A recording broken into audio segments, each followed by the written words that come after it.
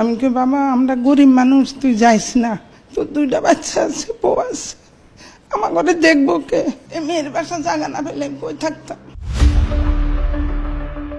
বাড়তি অনুদান পাওয়ার লোভে দুর্ঘটনায় পঙ্গু ছেলেকে বৈষম্য বিরোধী ছাত্র আন্দোলনে আহত যোদ্ধা সাজাতে এই মায়ের অভিনয় সিনেমার গল্পকেও হার মানায়। ভাগ্য ভালো, হয়তো বা আমার গায়ে গুলিটা লাগে নাই। 3-4 গজ দূরে একটা লোকের এই জায়গা দিয়ে গুলি ঢুকে এইখান থেকে বের হয়ে গেছে। এসএস এর পাইপ দিয়ে বাড়ি মেরে আমি পড়ে গেছি, তারপর পিঠে একটা বাড়ি মারে।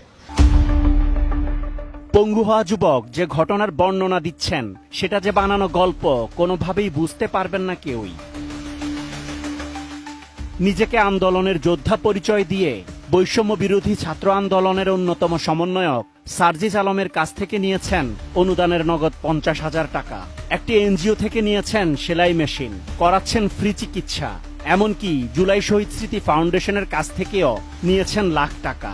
অথচ তার অভিযোগ আবেদন করেও পাননি অনুদান। এটা ঘটছিল আপনার মোহাম্মদপুর এই ময়ূর ভিলার সামনে, সেটা 4 তারিখ। তো আমি 4 তারিখে হাসপাতালে গেছিলাম, কিন্তু হাসপাতালে রাখে নাই। তো 5 তারিখে পরে যখন বিকেলবেলা গেছি তখন আমাকে ভর্তি করানো হয়েছে। আমি জুলাই ফাউন্ডেশন ওইখানে আপনার আবেদন করা আছে, এখন আমি ওইটা পাই নাই। ডিজাইন, এলিগেন্স, বিউটি, সেরা পণ্য সবার জন্য জেভিকো। সরকারি সহায়তা পাওয়ার লোভে আরেকটি গল্প বানান রাসেল। তার দাবি একটি টেইলার্সে চাকরি করতেন তিনি। আহত হওয়ার পর কাজ করতে না পারায় মালিক বেতন দেন না তাকে। খুব দ্রুত একটা পুনর্বাসন বা একটা যতটুকু অর্থনৈতিক সাহায্য করা যায়, এটা একটা সরকারের কাছে দাবি। আমরা যাতে এইভাবে অসহায় যাতে আর বেশি দিন যাতে থাকতে না হয়, এটা যাতে সরকার একটু আমাদের খুব গুরুত্ব সহকারে দেখে। ছেলের চেয়ে কোনো অংশে পিছিয়ে নেই মা। আরো বেশি অনুদান পাওয়ার লোভে নিজেদের অসহায় উপস্থাপন করার জন্য গল্প বানাচ্ছেন রাসেলের মা। ঘরের বাসা বাড়ি ছাড়ি দিছি, ও আহত হওয়ার পরে মেয়ের বাসায় উঠলাম, গ্রামে চলে যাবো। আমি কি করুম, এখানে তো আমি ভাড়া দিয়ে থাকতে পারতেছি না, ছেলের চিকিৎসা চলতেছে না। আমাদেরকে যেন একটু থাকার কোনো ব্যবস্থা করে দেয়, এই আমাদের কাছে, সরকারের কাছে আমাদের আবেদন। রাসেলও তার মায়ের তথ্যের উপর ভরসা রাখতে না পেরে আরো অনুসন্ধান চালায় এটিএন নিউজ টিম। 2 দিন পর কথা হয় তাদের বাসার দারোয়ানের সাথে। জানা যায় এই বাসায় কয়েক বছর ধরে ভাড়া আছে রাসেলের পরিবার। অথচ রাসেলের মায়ের দাবি নিজ বাসা ছেড়ে এখানে মেয়ের বাসায় থাকছেন তারা, চলে যাবেন গ্রামে। এমনকি 4 আগস্ট আন্দোলনে আহত হওয়ার তথ্যও মিথ্যা। রাসেল সাহেব এই বিল্ডিং এ থাকে কতদিন? তো অনেক দিন হবে, 4-5 বছর। 4-5 বছর। আমি আসার আগের থেকে থাকে। কে কে থাকে এখানে? এখানে তার ওয়াইফ আছে, তার 2 বাচ্চা আছে, তার আম্মা আছে। বন্টন কেউ থাকে না? বোনেরা হয়তো মানে বেড়াইতে আসে, অন্য জায়গায় কই থাকে, এনে থাকে না। রাসেলের ব্যাপারে আরো তথ্য জানতে রাজধানীর মোহাম্মদপুরের নূরজাহান রোডে মুনেম টেইলার্সে যায় এটিএন নিউজ টিম, যেখানে চাকরি করতেন তিনি। সেখানে গিয়ে দেখা যায় টেইলার্স বন্ধ। কথা হয় পাশের দোকানের কর্মচারীদের সাথে। জানা যায় রাসেলের আরেকটি প্রতারণার তথ্য। নিজেকে একজন কর্মচারী দাবি করলেও তিনি নিজেই মুনেম টেইলার্সের মালিক। রাসেল সাহেব, উনি এখন কোথায় আছে জানেন কিছু? উনি ওনার বাসায় আছে। আসে নিয়মিত এখানে? নিয়মিত আসে, মাঝে মাঝে আসে। মাঝে মাঝে। এই টেইলার্সটা উনি কবে দিয়েছে? এটা প্রায় 3 বছর। 3 বছর। ওনার সাথে আর কোনো পার্টনার আছে? না, ও একাই। উনি একাই। পাশের দোকানের কর্মচারীরা জানান 5 আগস্ট দুপুর পর্যন্ত দোকানেই ছিলেন রাসেল। অথচ 4 আগস্ট আন্দোলনে গিয়ে গুরুতর আহত হয়ে বাসায় থাকার দাবি করছেন রাসেল। যেদিন সরকার পতন হয়েছিল 5 তারিখ, সেদিন সকালে কি তিনি দোকানে এসেছেন? হ্যাঁ ছিল, দোকানে ছিল, আমিও ছিলাম দোকানে। আহত মোহাম্মদ রাসেল চিকিৎসা করিয়েছেন রাজধানীর জাতীয় অর্থোপেডিক হাসপাতালে। তার চিকিৎসার বিস্তারিত তথ্য জানতে হাসপাতালেও যায় এটিএন নিউজ টিম। চিকিৎসক এবং নার্সরা ক্যামেরায় কথা বলতে রাজি না হলেও দিলেন বেশ কিছু তথ্য। হাসপাতালের একটি নির্ভরযোগ্য সূত্র জানায় এই প্রতারণার ছক আঁকেন রোগীর স্ত্রী। গুরুত্বপূর্ণ 2টি অপারেশন সহ সব চিকিৎসাই করিয়ে নেন বিনামূল্যে। এমনকি নিজেকে আন্দোলনকারীর স্ত্রী দাবি করে সবসময় চাপে রাখেন ডাক্তার এবং নার্সদের। জানা যায় লাখ টাকার চিকিৎসা ফ্রি করানোর পরেও সরকারি অর্থে উন্নত চিকিৎসার জন্য স্বামীকে বিদেশে পাঠানোর চেষ্টাও করেন রাসেলের স্ত্রী। এবার রাসেলের স্ত্রীর সাথে মোবাইলে যোগাযোগ করে এটিএন নিউজ টিম। তো রাসেল ভাই জুলাই ফাউন্ডেশনের টাকাটা কি পেয়েছিল? হ্যাঁ। কত টাকা পেয়েছিল? 1 মাস লক্ষ টাকা। বাসা থেকে যখন ওনাকে হাসপাতালে নিয়ে যাওয়া হলো তখন আপনারা সাথে যান নাই? বাসা থেকে নেওয়া হয় না, এটা হচ্ছে 5 তারিখে যখন আবার বের হয়েছে না, হুম। মানে যখন বের হয়েছে তখন আবার মানে ওই আবারও আঘাত পাইছে সে। আসলে আমি হাজবেন্ডকে বলছিলাম বিদেশে যাওয়ার ব্যাপারটা। বিদেশের জন্য হাসপাতালে নাকি কথাও বলেছেন, সেখান থেকে কোনো ফিডব্যাক পেয়েছেন? না, কিছুই পাই নাই। রাসেলের দাবি জুলাই শহীদ স্মৃতি ফাউন্ডেশন থেকে আর্থিক সহায়তা করা হয়নি তাকে, অথচ তার স্ত্রী 1 লাখ টাকা পাওয়ার কথা স্বীকার করেন। এবার জুলাই শহীদ স্মৃতি ফাউন্ডেশনে যায় এটিএন নিউজ টিম। ফাউন্ডেশনের ফোন থেকে কল দেয়া হয় রাসেলের নাম্বারে, দেখা যায় তার ভিন্ন রূপ। রাসেল ভাই, আপনি কি আমাদের ফাউন্ডেশন থেকে আর্থিক সহায়তা পেয়েছেন? আমি ওই যে 1 লক্ষ টাকার ইয়েটা পাইছি আমি। আচ্ছা, কবে পেয়েছেন? এটা পাইছি আপনার আরো মনে হয় 20-25 দিন বা মাসখানেক। 1 লাখ টাকা পাওয়ার কথা স্বীকার করে সমন্বয়ক সার্জিস আলমের কাছ থেকে আরো সহায়তা প্রত্যাশা করেন তিনি। সার্জিস ভাই বলছিল যে ওই যে আপনার ডিসেম্বরের ভিতরেই আমাদের ওই আরো কিছু সহায়তা বা আমাদের পুনর্বাসন, এটা কি এই মাসেই কি হবে?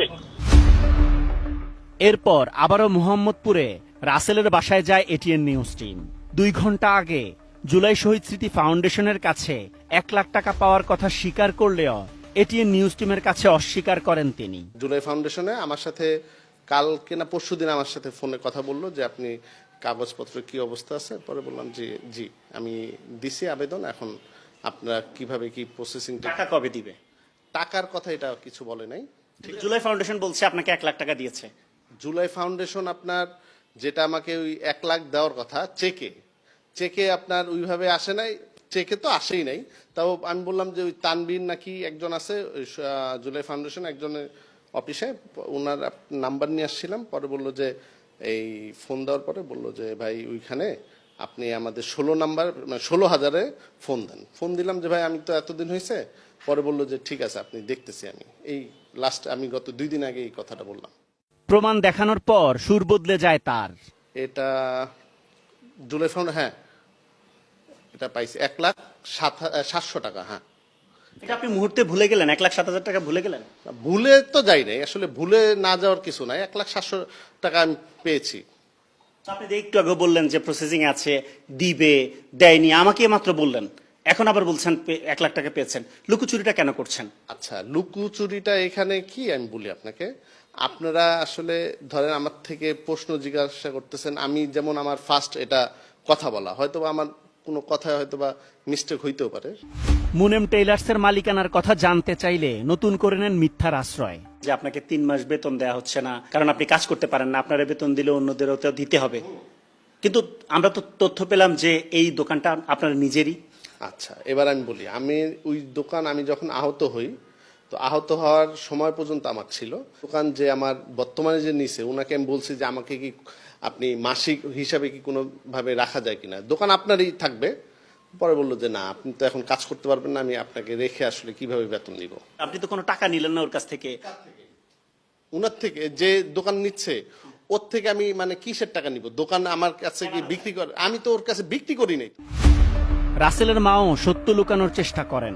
সবাই বলছে এরকম কোন রোগী এই বাসায় কখনোই ঢুকে নাই। কোন দারোয়ান ঢুকেছে? আমাদের বাসার দারোয়ান না, মনে হয় ও ছুটিতে ছিল শুনতে। এবার আবারও কথা হয় দারোয়ানের সাথে। এ সময় রাসেলের মা নানা রকম বাহানা করে কথা বলতে বাধা দেওয়ার চেষ্টা করেন। আপনি কি সরকার পতনের আগের দিন, সরকার পতনের দিন এখানে ছিলেন? ছিলাম। আপনি যে আবার এখানে আসলেন, আমার সাথে তো আমি কথা বলছি। বলে আরে উনি দোকানে ফান খাইতে যাই জানো, এখানে কোনো লুকোচুরি আছে? কয়েক ঘন্টা পর আবারও মুনেম টেইলার্সে যায় এটিএন নিউজ টিম। এবার টেইলার্সে পাওয়া গেল রাসেলকে। তবে যাকে দোকানের নতুন মালিক সাজানো হয়েছে তার বক্তব্যে স্পষ্ট হলো প্রতারণা। এখন কি আপনি ওনার অধীনে চাকরি করছেন নাকি এমনি এমনি আসছেন? আমি এখন তো অধীনে উনার নাই। উনার গত যখন 2-2.5 মাস ধরে যখন আমি উনাকে বুঝাই দিই, এরপরে আমি উনার আন্ডারে নেই। এই দোকানের মালিক কে? বর্তমান মালিক আমি। কিভাবে মালিক হয়েছে? চুক্তি হয়েছে, ধরেন আমি 50,000। কি চুক্তি হয়েছে দুজনের মধ্যে? চুক্তির কাগজটাকে একটু দেখাতে পারবেন? আমাদের ভিতরে কোনো কাগজ হয় না এখনো। কাগজ ছাড়া কিভাবে চুক্তি হবে? কাগজ ছাড়া মুখোমুখি চুক্তি হয়েছে। মানে কত টাকা সেটাও বলা হয়নি? সেটাও বলা হয়নি, কারণ এমনি হয়ে গেছে। এমনি হয়ে গেছে। কেউ কেউ বলছেন শেখ হাসিনা পদত্যাগ করে ভারত পালিয়ে যাওয়ার খবর শুনে 5 আগস্ট দুপুরে গণভবনে গিয়ে সেখানকার উঁচু দেয়াল থেকে পড়ে আহত হয়েছে রাসেল। আবার কেউ কেউ বলছেন দুর্ঘটনার কথা। তবে আন্দোলনের তথ্য জানা নেই কারো। অনেকদিন দেখি নাই তারপর ওর মা আসছে, মারা জিজ্ঞেস করছিলাম, পরে বলবো যে accident। কিন্তু ওনার মা দাবি করছে উনি আন্দোলনে গিয়ে ব্যথা পাইছে, ওনাকে আক্রমণ। এটা আমরা শুনি। শুধু জানি যে উনি অ্যাক্সিডেন্ট করছিল গণভবনে।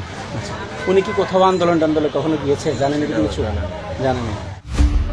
জুলাই শহীদ স্মৃতি ফাউন্ডেশনের প্রশাসনিক কর্মকর্তা জানান, রাসেলের বিরুদ্ধে দ্রুত ব্যবস্থা গ্রহণ করবেন তারা। আমরা ইতিমধ্যে এই ব্যাপারটা অবগত হয়েছি এবং এই নিয়ে আমরা আলোচনা করতেছি এবং তার বিরুদ্ধে আমরা উচিরেই আইনানুগ ব্যবস্থা গ্রহণ করব এবং যে টাকা আমাদের ফাউন্ডেশন থেকে নিয়েছে সেই টাকা আমরা উদ্ধার করার ব্যবস্থা করব। এ বিষয়ে বৈষম্য বিরোধী ছাত্র আন্দোলনের সমন্বয়ক মাহিন জানান, শেখ হাসিনা পদত্যাগ করে ভারত পালিয়ে যাওয়ার খবর শুনে গণভবনে গিয়ে আহত কেউ আন্দোলনকারী হিসেবে বিবেচিত হবেন না। 2-1 এরকম প্রমাণ এসেছে যে যারা আসলে আন্দোলনকারী ছিলেন না। শেখ হাসিনা বাংলাদেশ থেকে পলায়নের আগ মুহূর্ত পর্যন্ত যারা আহত হয়েছে তারা প্রাথমিকভাবে আন্দোলনকারী যোদ্ধা আহত এবং যারা শহীদ হয়েছে সেটা ধরা যেতে পারে। গণভবনে গিয়ে বিকেল 4টা বা 3টার দিকে আহত হয়, সে নিজেকে আন্দোলনকারী দাবি করে? কখনোই না, সেটাই কখনোই সে আন্দোলনে আহত যোদ্ধা হিসেবে বিবেচিত হবে না। জাতীয় অর্থোপেডিক হাসপাতালের পরিচালক জানান, কৌশলে আন্দোলনকারী সেজে যারা বিনামূল্যে চিকিৎসা নিয়েছেন তাদের ব্যাপারে অনুসন্ধান করবে হাসপাতাল কর্তৃপক্ষ। আন্দোলনের বৈষম্য আন্দোলনের ছাত্র বা জনতা ছাড়াও আমাদের কাছে আসলে আমরা চিকিৎসক, সেই হিসাবে আমরা সেবা দিতে বাধ্য। এই ক্ষেত্রে কেউ যদি আমাদের এই নৈতিকতার সুযোগ নিয়ে থাকে, এটি সে তার বিবেকের কাছে দায়ী হবে কিংবা পরবর্তীতে সেটি নির্ণয় করা হবে সে ভুল ভাবে আমাদেরকে সামনে যে উপস্থাপন করেছে কিনা।